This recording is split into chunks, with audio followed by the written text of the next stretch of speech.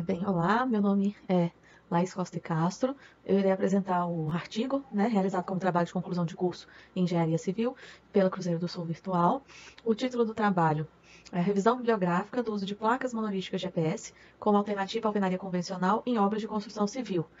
Autoria Laís Costa e Castro e Raul Macedo de Carvalho, sob a orientação do professor Gabriel Paião.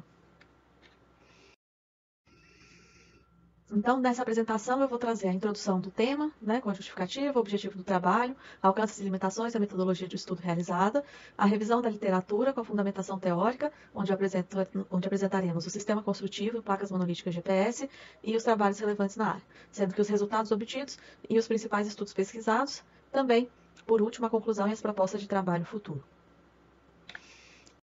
Começando pela justificativa do nosso trabalho, em busca de um aprofundamento no tema, por interesse dos dois estudantes, buscamos então o uso de placas monolíticas de poliestireno expandido, que vai ser referenciado como EPS, pela sigla internacional, no seu uso estrutural, como alternativa à alvenaria convencional em obras de construção civil. E a nossa intenção é ofertar estudos a respeito do uso estrutural de placas monolíticas de EPS no sistema construtivo brasileiro, em função do interesse dos alunos no tema. Quais são os objetivos do trabalho, então? Apresentar essa utilização estrutural das placas monolíticas GPS como sendo alternativa à alvenaria convencional e no contexto da construção civil no Brasil. Também apresentar definições e conceitos relevantes ao tema, indicar referências introdutórias ao tema como uma forma de difundir a tecnologia estudada e identificar lacunas dentro do tema que possam ser realizados em trabalhos futuros. Os alcances e as limitações do trabalho, nossa limitação é ter um caráter introdutório no tema, então, para esse uso das placas GPS na construção civil, não abordaremos outros usos, e apresentar as principais referências disponíveis, não incluindo referências de outros países. Qual foi a metodologia de estudo abordada, então? Foi realizada uma pesquisa bibliográfica pela metodologia qualitativa, em que buscamos livros, artigos científicos, monografias e sites de instituições relevantes ao tema. Dentro dessa pesquisa realizada, formamos um compilado de conteúdos relevantes com resenhas de artigos selecionados considerados os mais importantes no tema, ou os que mais chamaram a atenção. Passando agora, então, para a fundamentação teórica. No Brasil, atualmente, tem-se um cenário conservador com relação aos materiais de construção. Então, é bastante predominante a alvenaria tradicional nas construções no Brasil. No entanto, a gente pode observar uma busca por novas tecnologias que possam trazer melhor desempenho e economia para o sistema construtivo atual. E aí surgem, então, os usos do EPS na construção civil. Eles podem servir como enchimento de lajes e formas para concreto, enchimento de elementos estruturais, isolamento térmico, forro isolante decorativo, isolamento acústico, juntas de dilatação, fundações para estrada e como sistema construtivo, sendo que sistema construtivo é o foco do nosso estudo, por ser a alternativa à metodologia de alvenaria tradicional. Do que se constitui, então, esse sistema construtivo em placas monolíticas de EPS? Ele tem origem na Itália, na década de 1980, chamado de monolite, em que painéis de EPS, com telas de aço revestidas por concreto ou argamassa. Na figura que nós podemos observar, a gente tem aqui a placa de EPS no meio, aqui em branco, a malha de aço em volta e o concreto ou cimento ou argamassa como revestimento aqui. Ele é um sistema leve, comparado com o sistema construtivo tradicional, em que a gente tem o EPS posicionado na linha central neutra, que serve para preenchimento desse espaço, como mídia para deposição do revestimento. E esse EPS ele é fixado na base do sistema construtivo ali. As malhas de aço são eletrosoldadas e armadas, que servem para a sustentação da estrutura, e elas são travadas entre si por conectores. Aqui a gente pode ver nessa quina aqui um detalhe desses conectores de travamento. A fundação desse sistema construtivo é predominantemente pelo tipo radier e o revestimento principal predominante é por argamassa. Dentro desse sistema construtivo, as nervuras, que são chamadas as estruturas aramadas, elas levam ali aproximadamente 2 centímetros de concreto. A instalação dos sistemas hidráulicos e elétricos são feitas em vãos derretidos no EPS, então dentro da construção ali da parede são abertos os vãos, sem resíduos, eles são derretidos ali, o EPS vaporiza, então a gente não tem resíduo ali, a gente não tem, comparado com o sistema construtivo tradicional, que tem que quebrar as paredes, quebrar os tijolos para passar os sistemas hidráulicos e elétricos. O peso final da estrutura é consideravelmente menor e ele apresenta uma resistência 30% maior que tijolos convencionais. Em função dessas características de peso e resistência, o sistema aceita até 3 pavimentos sem uma estrutura adicional, ou seja, sem uso de pilares e vigas, e até 12 metros sem uma necessidade de pilar, em comparação com o sistema tradicional, que necessita de um pilar a cada 5 metros para a sustentação, né, vertical da parede. Além disso, o sistema de construção é mais rápido, né, após a instalação das placas e do aramado, o jateamento do revestimento é bem rápido. E ele apresenta um presente e futuro promissor dentro do cenário brasileiro, como sendo uma ótima alternativa de construção. Um ponto relevante que a gente encontrou também na nossa pesquisa com relação à segurança de uso. O uso é considerado seguro. Alguns autores chamam a atenção apenas para os usos de situações em que a construção demande altas temperaturas, porque o EPS é um material inflamável. E chamou a atenção também para a blindagem com relação ao sistema elétrico, né, justamente por essa questão de ser um material inflamável. Com relação ao nosso trabalho, então, nós obtivemos 21 trabalhos pesquisados, eles são detalhados, né, no trabalho escrito e são as principais referências que nós encontramos no tema. Dentre esses 21 trabalhos pesquisados, 5 foram considerados relevantes e que foram resenhados, né, foram feitas resenhas desses 5 trabalhos a seguir. Sendo o primeiro deles, de título Sistema Construtivo Monolítico, dos autores Letícia Beraldo Goulart, Guilomé Cândido Soares Júnior e Vitor Franco Rodrigues. Quais são os destaques deste trabalho? Ele apresenta o EPS como sendo um material inovador, mas ele também pontua a necessidade de estudos mais aprofundados. Cita que é um sistema consolidado na Europa, então existe material, né, internacional de referência. Eles também apresentam o processo de fabricação, focam nas propriedades físicas favoráveis do material com relação à estrutura, né, a resistência e a características do material, que são muito favoráveis para a sua implantação. Os objetivos desse trabalho eram despertar o interesse nessa aplicação no município de Mineiros, Goiás, de onde vêm, né, os autores do trabalho. E as principais referências que ele cita são Bertoldi, de 2007, Alves, de 2015 e Banoerol, de 2012. Os trabalhos referenciados também estão na bibliografia, né, no texto dessa trabalho de conclusão de curso. E a conclusão deste trabalho é qual? Eles reconhecem a resistência de adesão a esse método construtivo no setor e eles apresentam essa como uma alternativa viável por suas características de sustentabilidade, produtividade e agilidade na obra. Reconhecem que há uma tendência à ampliação no Brasil. Então, eles reconhecem esse trabalho como sendo tendência de crescimento no Brasil. Esse foi o primeiro trabalho mais relevante que nós encontramos. O próximo trabalho, né, de construções com EPS, otimização e projetos de construção em ampla escala, dos autores Lívia Frazão Carvalho, Leandro Diogo de Souza e Letícia Martelo Paguto. Os destaques desse trabalho.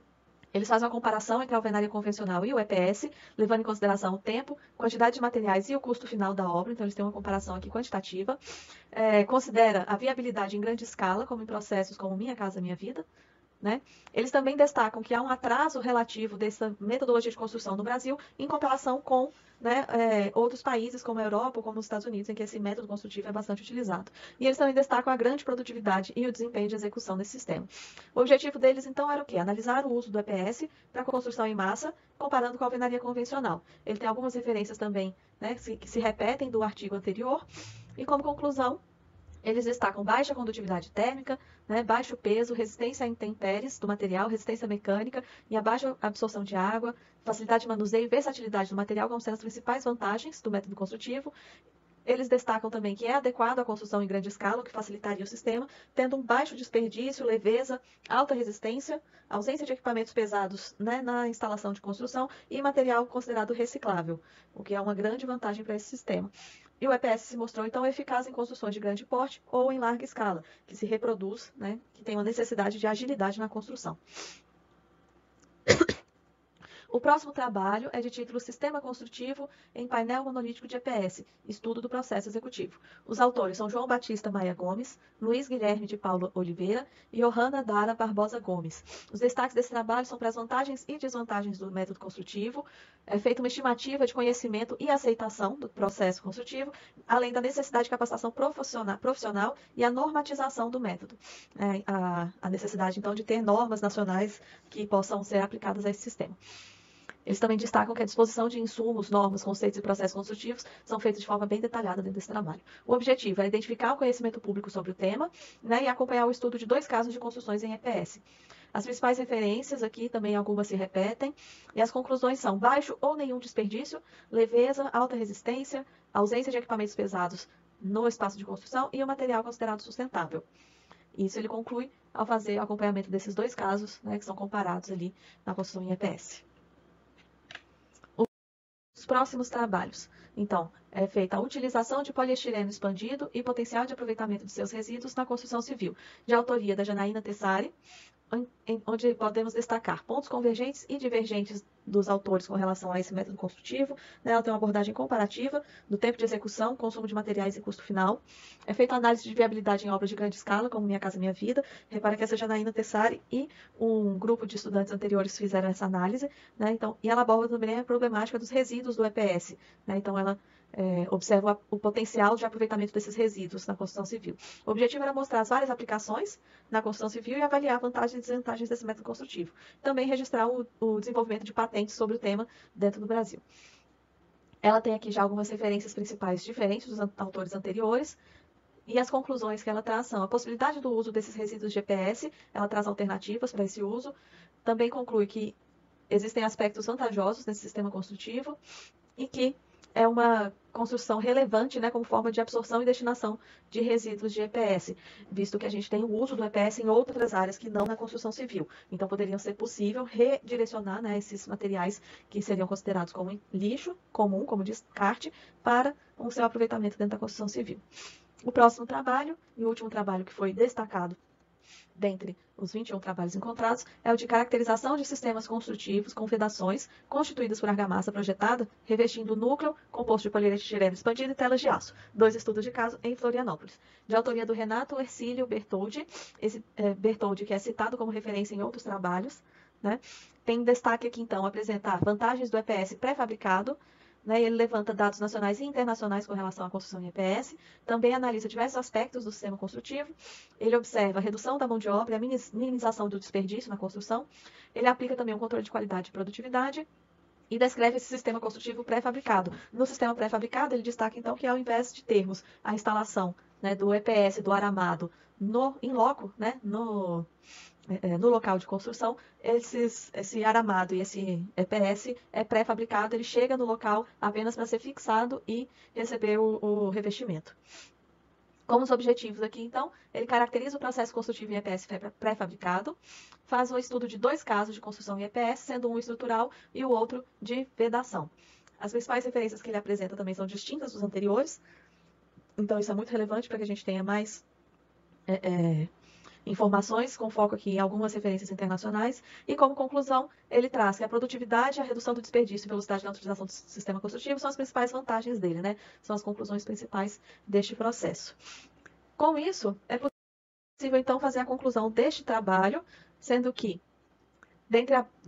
considerando o objetivo de buscar melhores métodos e técnicas construtivas, esse é um sistema satisfatório em comparação com o sistema convencional. Ele é um sistema que está em crescimento no Brasil, sendo bastante estabelecido no mercado europeu e americano.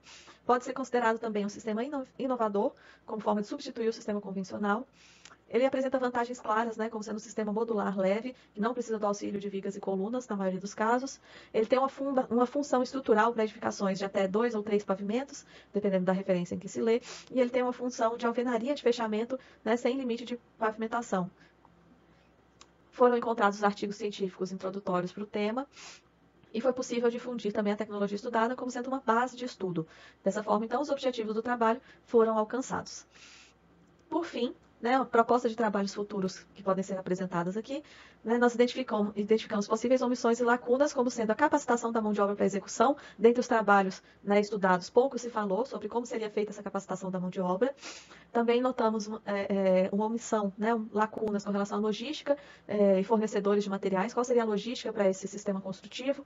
Qual seria a metodologia de recebimento de materiais? Né, como seria feito esse processo? Temos poucas referências nisso. E também notamos a necessidade de mais trabalhos com relação à segurança e prevenção de incêndios do sistema. Pela própria falta de normatização do processo dentro do Brasil, né, esse sistema de segurança e prevenção de incêndio não é muito estudado, tem pouco material sobre isso.